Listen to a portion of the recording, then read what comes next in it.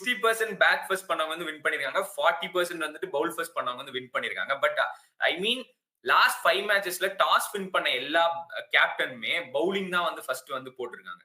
But the point is that even though bowling first போட்டுமே அவங்க வந்து 40% தான் ஜெயிச்சிருக்காங்க அப்படின்னா whoever batted first actually batted well.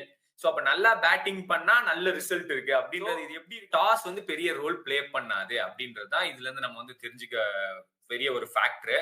இதுல ஒரு முக்கியமான பாயிண்ட் வந்து ஏன் வந்து லாஸ்ட் 5 மேட்ச்ல டாஸ் ஜெயிக்கணும்னா பவுலிங் போட்டிருக்காங்க அப்படின்றத நம்ம புரிஞ்சுக்கணும். அதுக்கு மெயின் ரீசன் என்னன்னா கிரீனர் டைப்பா வந்து பிட்ச் இருந்ததுனால they expected lot more movement out of it. அதனாலதான் வந்துட்டு பண்ணாங்க.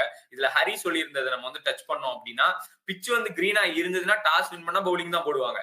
ட்ரையா இருந்ததுன்னா டாஸ் வின் பண்ணி பேட்டிங் பண்றதுக்கான பாசிபிலிட்டி இருக்கும். ரெண்டு பேருக்கு பெரிய டிஃபரன்ஸ் கிடையாது. ஃபர்ஸ்ட் பேட் பண்றவங்க தான் ஜெயிப்பாங்க, செகண்ட் பேட் பண்றவங்க தான் ஜெயிப்பாங்கன்றதுக்கு ஒரு பெரிய ஒரு ஃபேக்டரே கிடையாது அப்படின்றத நம்ம